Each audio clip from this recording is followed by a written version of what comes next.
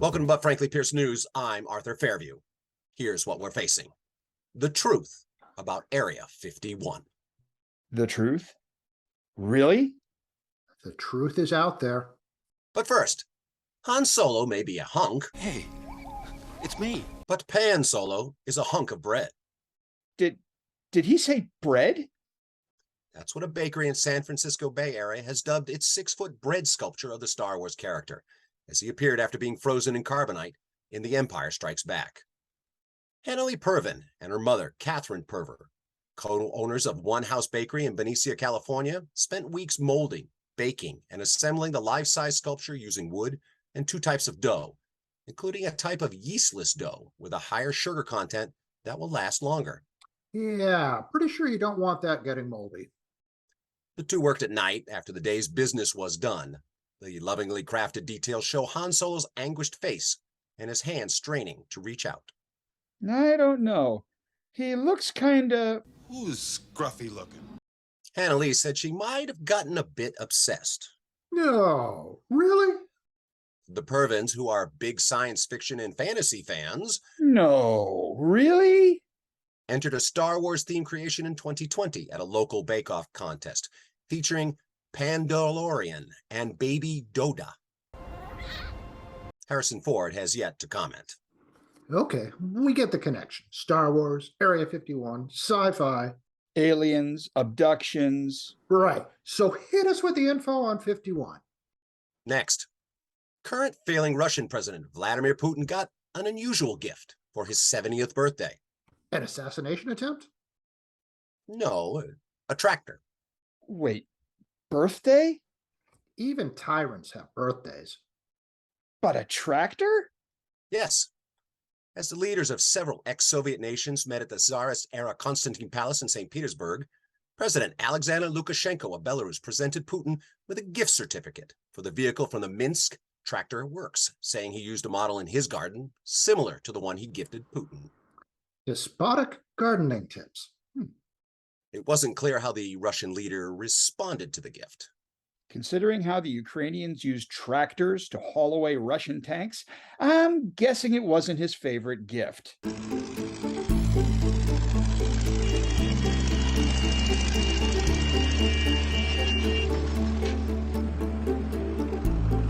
You know what they say. Nothing runs like a Minsk. I thought that was John Deere. Meanwhile, in Cleveland, Hey, Area 51 isn't in Cleveland. a 100-year-old Ohio man set the Guinness World Record for being the oldest working doctor and is on his way to becoming a TikTok star. TikTok? Where are you going with this? Dr. Howard Tucker earned the title in February 2021 when he was 98 years and 231 days old, according to Guinness World Records. Tucker, a neurologist who has been practicing medicine since 1947, continues to see patients twice a week, according to Cleveland.com. That's a lot of prescriptions. During the COVID-19 pandemic, Howard still reported to his office and contracted the virus shortly after his 100th birthday, but still managed to instruct medical residents on Zoom. Now he sees patients in St. Vincent Charity Medical Center. Maybe we should book an appointment for art. Tempting. The Cleveland native even has a TikTok handle where fans can see the physician in action. When you're a 100-year-old doctor but have one more class lecturing going to, medical Grandpa? residents before the weekend. What are we doing today? We're going to give lectures. This doesn't tire you out? No. Any comments on that before we get into the next subject? When Dr. Tucker was asked about retirement, he gave an interesting response. Retirement is the enemy of longevity. People wither up. By the way, his wife, Sue, is 89 and is also still practicing as a psychoanalyst and also cannot see retirement in her future. On second thought, let's send him to her. Right. Moving on. To Area 51? I'm all ears. A team of students from Germany's University of Stuttgart broke a Guinness World Record when their electric vehicle accelerated from 0 to 62 miles per hour in 1.461 seconds.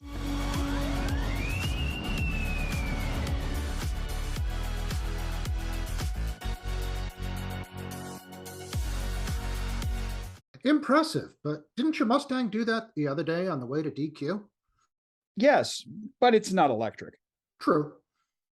The students, known as the Green Team, designed an electric car with peak acceleration that is roughly equivalent to the force experienced by astronauts when a rocket re-enters the Earth's atmosphere, the university announced. Do they have a DQ in Germany? No, but they have this. Ah, spaghetti.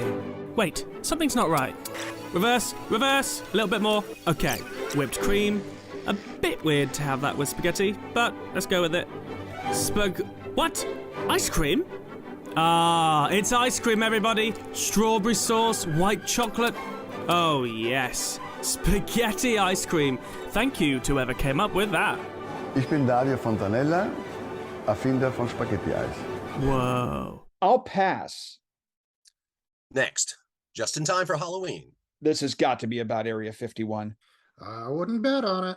a horticultural teacher from Minnesota set a new U.S. record Monday for the heaviest pumpkin after raising a giant gourd weighing 2,560 pounds. Can we confirm this or squash the rumor?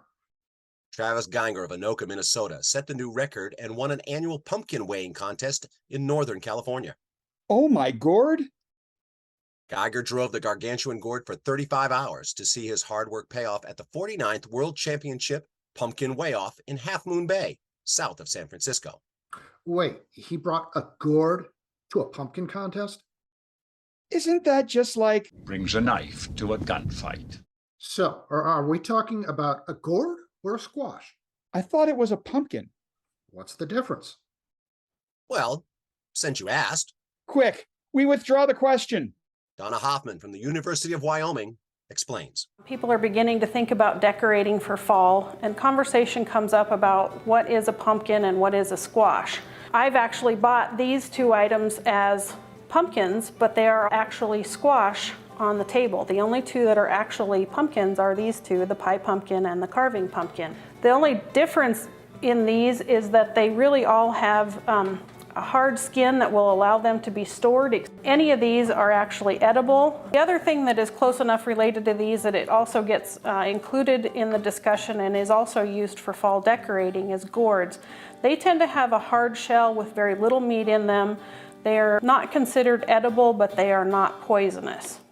Geiger, who also won the same contest in Northern California in 2020, broke a record set last week in New York, where a grower raised a massive pumpkin weighing 2,554 pounds. Fascinating. Art? Area 51? Anything? Finally, but frankly, Pierce News brings you a special report on the subject of Area 51. At last! But before we get to that, Oh, come on! do you remember this? This is too much drama and people are gonna die. I can't be a part of this Firefest 2.0. The idea of having a raid out here is pretty wild to me. I don't know how people are gonna Naruto run through shrubs and rocks and rattlesnakes. It's a terrible idea because they do shoot people. Storm Area 51 was an internet meme joke created by 21-year-old Maddie Roberts back in 2019. May have been a joke, but it gained a lot of media traction. It was a joke, but one the Air Force is taking seriously. Nearly 1 million Facebook users say they're going to raid Area 51. The number of people who say they're interested just keeps growing. Let's see them aliens. But then something happened and it morphed into a failed music festival called Alien Stock, with Maddie Roberts at the last minute moving the venue to Las Vegas. 50 citizens of Rachel, Nevada were not overly enthusiastic to begin with. Here's Jorg Arnu, a resident of Rachel, Nevada. It started with some 20-year-old Yahoo dreaming up this Facebook event. Then they said, well, we're going to have a party in Rachel. In the end, about 150 people showed up at the gates of Area 51, with none succeeding in entering the site. Big surprise there. Okay, but where is the new stuff? Your investigative report. Well, we've obtained special information from unconfirmed sources regarding the super secret and long mysterious workings of this facility. With unsubstantiated photos, hearsay, rumors, and gossip, we now bring you this earth-shattering information.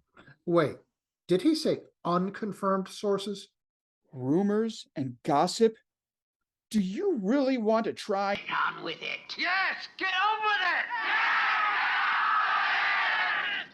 it! Get on with it! Area 51 is the common name of the highly classified United States Air Force facility within the Nevada Test and Training Range. The facility is officially called Homey Airport or Groom Lake, after the salt flat next to its airfield. Details of its operations are not made public, but the Air Force says that it is an open training range. It is commonly thought to support the development and testing of experimental aircraft and weapons systems. The Air Force and the CIA acquired the site in 1955 primarily for flight testing the Lockheed U-2 aircraft. Yes, but background information is always good to know. But we here at BFPN have finally learned what truly goes on. Here we go. Spill it already. The true purpose of Groom Lake, yes, or Area 51, yes, is a highly classified United States Air Force facility secretly being used for a variety of top secret. So we can conclusively confirm this report and say we have finally answered the question, and now we know the truth of Area 51. That was brilliant. Who knew? Well done, Arthur. Your best work to date. Thank you.